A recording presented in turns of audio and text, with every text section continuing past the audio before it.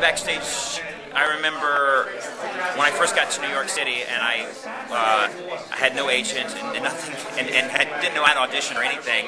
And I literally ran into someone on the street, and I said, "How do I get into an audition?" And I said, "Well, you have to buy a Backstage." And I'm like, "What the hell is a Backstage?" And they said, and they took me to this newsstand and showed me a Backstage and opened it up. And I remember looking at it for the first time and taking a marker and like circling all the shows that I was going to audition for, no matter how wacky or crazy the audition was. If it was for like a 45-year-old short, balding Jewish man, I was like, I'm there.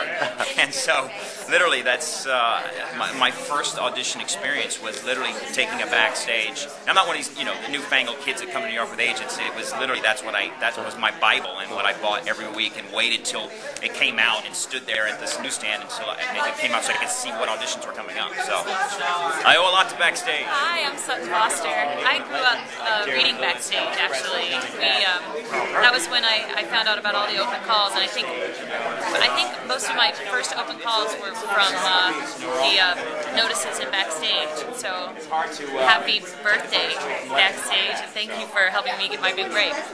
First particular memory with Backstage is when I first got to New York, everybody said get a Backstage because in there you'll find casting notices. So I got the Backstage and I found 5 casting notices, and I went to maybe 3 or 4 auditions. However, I didn't know I'd have to stand in line for so long. The auditions as they existed in Backstage made it seem as if I'd be able to walk right in the door and get a job. I didn't know I'd have a cattle call line to wait in. So that was my first experience. And then I subscribed.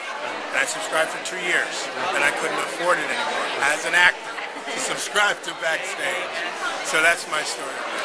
Well, when I was a child and I was auditioning in New York, I used to get Backstage every week, and that was the source of any dreams that I had, was sending my resume and headshot out, and that was the independent way that I could approach the work without relying on an agents or managers or anything. It was a very empowering source as a child, and even in undergrad before I had an agent, that's what I would get every week.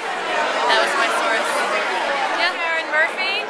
In the summer of 1989, I came to New York to do new musicals, and Bob Harrington, the wonderful Bob Harrington, came to see my nightclub act at Don't Tell Mama.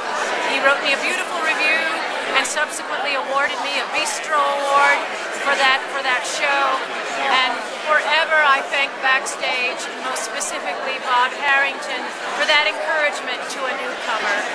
Backstage, and thank you for your listings. I wouldn't know